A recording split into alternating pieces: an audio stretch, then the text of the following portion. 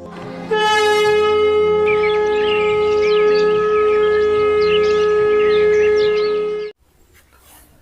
मित्रों, मैं आचार्य अरुण कुमार दीक्षित स्वागत करता हूं आप सभी का आपके अपने YouTube चैनल भव्य ज्योतिष में।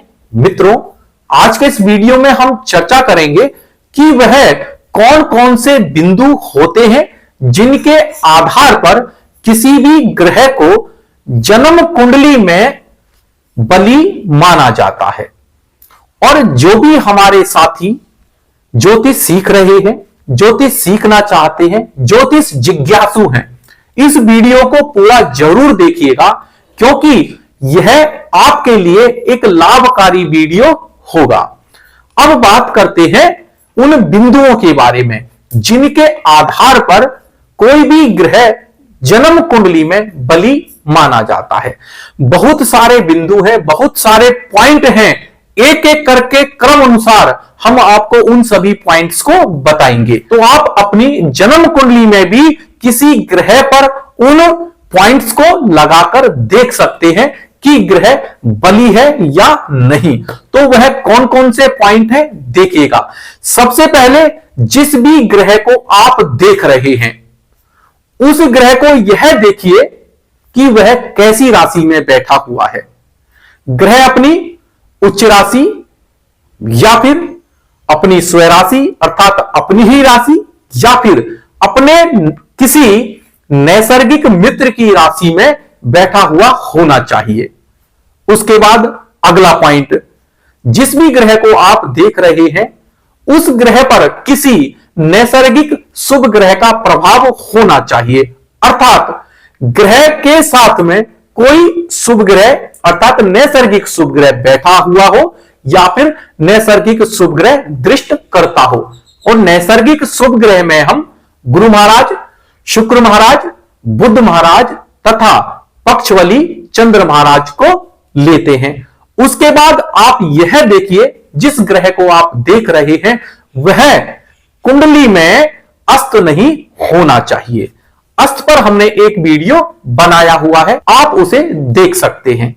उसके बाद अगला पॉइंट देखिएगा कि कुंडली के अंदर ग्रह, जिस ग्रह को आप देख रहे हैं वह ग्रह युद्ध में हारा हुआ नहीं होना चाहिए।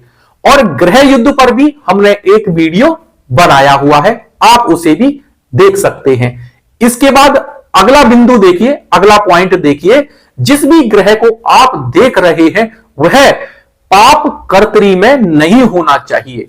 पाप कर्तरी का मतलब होता है जिस ग्रह को आप देख रहे हैं उसके पिछले भाव तथा अगले भाव में कोई नैसर्गिक अशुभ ग्रह नहीं होना चाहिए। जैसे कि मान लीजिए आपका ग्रह चौथे भाव में बैठा हुआ है तो यहां पर इस भाव के पिछले भाव अर्थात तीसरे भाव और इस भाव के अगले भाव अर्थात पांचवें भाव, तो यहां पर तीसरे तथा पांचवें भाव में कोई नैसर्गिक अशुभ ग्रह नहीं होना चाहिए। और नैसर्गिक अशुभ ग्रह में आप मंगल महाराज, शनि महाराज, राहु महाराज, केतु महाराज तथा क्रूर ग्रह सूर्य महाराज को लेंगे। उसके बाद अगला पॉइंट देखिएगा कि जो ग्रह है, आप जिस ग्रह की बात कर रहे हैं वह कैसे भाव में बैठा हुआ है।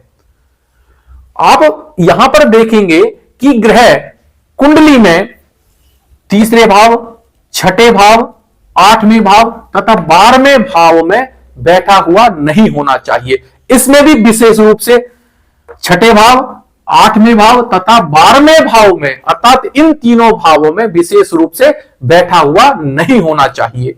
भाव भी आपको देखने पड़ेंगे, उसके बाद राशि भी कि ग्रह कैसी राशि में बैठा हुआ है। अगले बिंदु की बात करते हैं कि ग्रह आप देखिएगा कि जिस भाव में बैठा हुआ है उस भाव में अष्टक वर्ग में कितने बिंदु हैं। कम से कम उस भाव में 28 बिंदु होने चाहिए और 28 से जितने ज्यादा होंगे वह उसके बल को बढ़ाएंगे, परंतु कम से कम 28 बिंदु तो होने चाहिए। इसके बाद आप देखेंगे कि जिस भी ग्रह की आप बात कर रहे हैं वह क्या दिग्बल में है। अगर ग्रह दिग्बल में है तो यह भी ग्रह के बल को बढ़ाता है। दिग्बल का मतलब होता है कि दिशा के हिसाब से जो उनको बैठने की स्थिति में बल मिलता है। जैसे कि लगन में गुरु महाराज तथा बुध महाराज को दिग्बल मिलता है। दशम भाव में सूर्य महाराज तथा मंगल महाराज को दिग्बल मिलता है। सप्तम भाव में शनि महाराज को दिग्बल मिलता है। चतुर्थ भाव में शुक्र महाराज तथा चंद्र महाराज को दिग्बल मिलता है। उसके बाद आप यह देखिएगा, जिस भी आप ग्रह की बात कर रहे हैं कि वह नवमांश कुंडली में अगर वर्गोत्तम हो तो भी ग्रह को एक अतिरिक्त स्ट्रेंथ मिलती है, ग्रह को बल मिलता है। ग्रह अगर उच्च राशि में है, स्वराशि में है, D9 चार्ट में, तो भी ग्रह को बल मिलता है। ये बहुत सारे ऐसे बिंदु होते हैं जिनके आधार पर आप यह देख सकते हैं कि ग्रह बली है या नहीं, और उसके बाद में फिर फाइनल में आप उस ग्रह को षडबल में देख लीजिएगा। इसके बाद यह चीज हमें विशेष रूप से देखना चाहिए कि किसी भी ग्रह जिसकी हम चर्चा कर रहे हैं उस पर जितने ये ज्यादा से ज्यादा बिंदु लागू होंगे, पॉइंट्स लागू होंगे, उतना ही वह ग्रह जन्म कुंडली में बल प्राप्त करेगा। तो हमारे बहुत से साथी ऐसे हैं जिनको यह पता करने में समस्या होती है कि ग्रह बली है या नहीं, तो कैसे देखेंगे? तो आप इसी प्रकार से इन बिंदुओं के द्वारा आसानी से अपनी कुंडली में पता लगा सकते हैं। और जो भी ग्रह आपकी कुंडली में बली होगा वह अपने स्वामित्व के, अर्थात जिन भावों का वह स्वामी है और अपने कारक तत्व के एक बेहतर परिणाम आपको देगा। तो आशा करता हूं कि मित्रों यह वीडियो आपको पसंद आया होगा। अगर वीडियो पसंद आया हो तो प्लीज इसको लाइक करें, शेयर करें और हमारे YouTube चैनल भव्य ज्योतिष को सब्सक्राइब करें। धन्यवाद।